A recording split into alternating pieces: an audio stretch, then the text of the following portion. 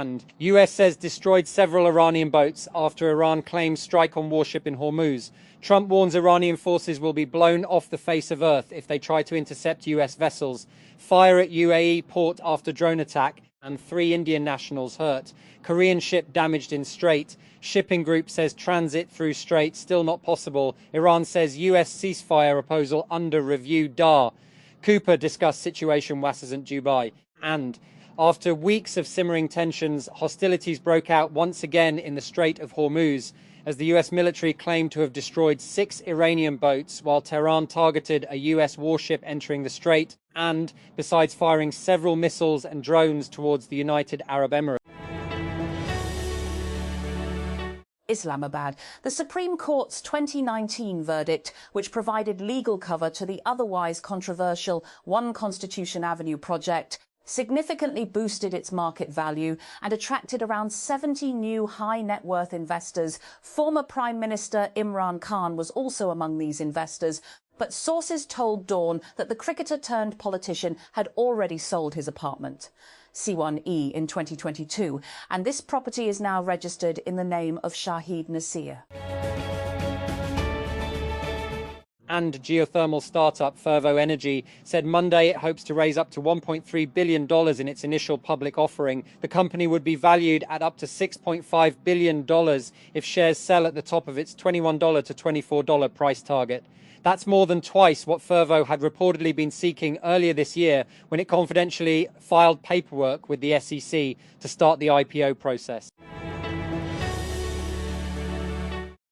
Amnesty International has accused a rebel group in Eastern Democratic Republic of Congo, DRC, of mass war crimes and crimes against humanity. In a damning new report published Monday, the rights group said the Allied Democratic Forces, ADF, was behind multiple cases of murder, abductions, forced labour and marriage, sexual abuse of women and girls, and the exploitation of children.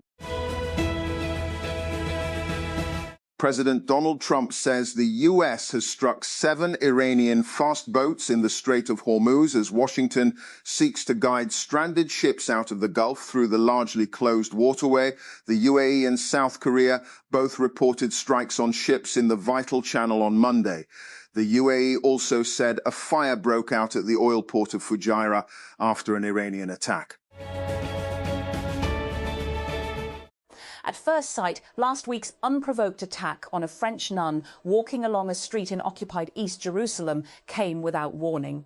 However, for the roughly 180,000 Christians living in Israel and the 10,000 or so Christians living in East Jerusalem, the attack is the latest in a growing number of incidents of abuse, assault, and intimidation that the community says has increased in tandem with Israel's turn towards far-right nationalism. While incidents of violence and arson grab the attention, low-level incidents of spitting, insults, and disparaging graffiti have become a daily experience for many Christians in the area, the majority of them Palestinian, contributing to the desire on the part of nearly half of all the religious community under 30 to leave. A severe security vulnerability affecting almost every version of the Linux operating system has caught defenders off guard and scrambling to patch after security researchers publicly released exploit code that allows attackers to take complete control of vulnerable systems. The US government says the bug, dubbed copy fail, is now being exploited in the wild, meaning it's being actively used in malicious hacking campaigns. US President Donald Trump has warned that Iran would be blown off the face of the earth if it attacks United States ships as tensions around the Strait of Hormuz push the truce between the two countries to the brink. Hostilities were renewed in the region on Monday as Iran attacked the United Arab Emirates, and Trump said the US military shot down 7 small Iranian boats near Hormuz. Brazilian President Luiz Inácio Lula da Silva is expected to travel to the United States to meet with his counterpart Donald Trump later this week. According to media reports, the Brazilian paper O Globo first reported the planned trip on Monday. The Reuters news agency also reported later in the day, citing 2 anonymous Brazilian officials, that Lula would travel to the US in the coming days. One source said he was travelling on Wednesday for a meeting with Trump the following day. And in the long-running saga that is Cerebras Systems' IPO, the finish line is finally in sight. The AI chipmaker said on Monday that it is preparing to sell 28 million shares at $115 to $125 a share. This would raise $3.05 billion and give it a $26.6 billion market cap at the high end. That would be a nice bump in just a couple of months for the late investors who piled into its $1 billion Series H at a $23 billion valuation in February. And it would also be a boon to OpenAI and a few of its executives. Russia and Ukraine have declared competing unilateral ceasefires in their 4-year war. Russia announced on Monday that its ceasefire would be between May 8 to 9, when it traditionally marks Victory Day in the Great Patriotic War, as it calls World War II, with a major military parade in Moscow. Kyiv said later that it was calling its own ceasefire for May 5 to 6. And Israeli forces detained 2 activists after stopping the Gaza-bound Sumud flotilla off the coast of Greece.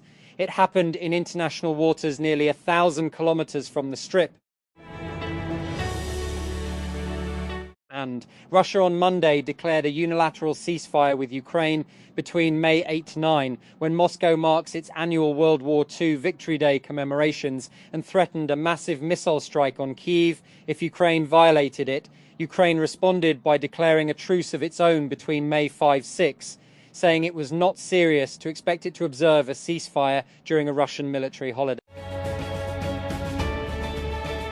23 innocent bystanders have been killed and 30 wounded in gangland shootings in Sweden over the past 3 years, according to statistics that highlight the country's battle to rein in violent crime. Sweden has struggled for more than a decade to contain gang violence linked primarily to score settling and battles to control the drug market.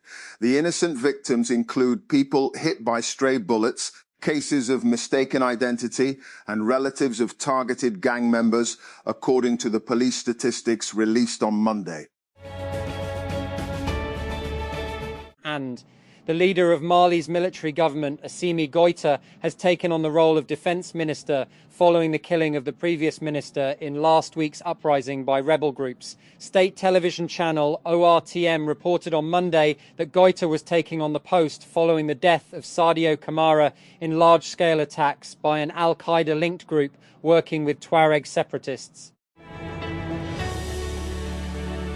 Former Andreessen Horowitz investor Katie Haun announced on Monday in a press release that her firm has raised $1 billion across new funds to continue its thesis of backing crypto and blockchain. The capital will be spread across startups at early and later stages, Bloomberg reported, and within the crypto and blockchain space, it will be used to back startups focused on alternative assets like gold and other commodities, the agentic economy and financial services. And image model releases are driving growth for AI mobile apps, generating 6.5x more downloads than traditional model updates, according to a new report from app intelligence provider AppFigures. This marks a shift from earlier days, when the release of new models powering the conversational experiences drove more demand, alongside the new features like a voice chat interface.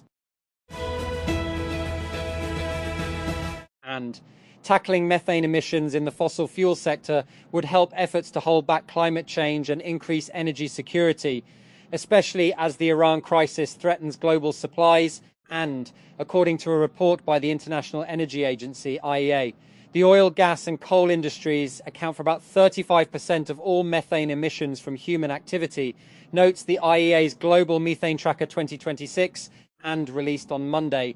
However, there is little progress in reducing them, the report points out.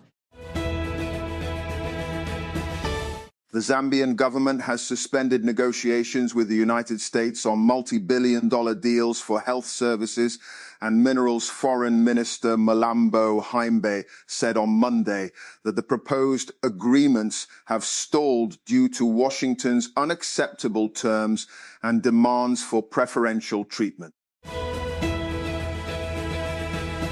The United Arab Emirates, UAE, on Monday formally withdrew from the Organization of Arab Petroleum Exporting Countries, SOPEC, just days after exiting another bloc which shocked energy markets. The announcement follows the UAE's earlier exit from OPEC and the wider OPEC Plus alliance. Islamabad, the National Accountability Bureau, NAB, Karachi on Monday, announced the recovery of 80 acres of government land illegally allotted to Baria town in the Gulshan Islamist housing scheme in Hyderabad's Der Ganjo Takar. A press release said, according to the press release, the land worth $6 billion was located in a prime area of Hyderabad district. And public opinion within parts of the American Jewish community on the US-led war against Iran has shown a noticeable shift, with support easing and opposition rising over time, according to a recent survey.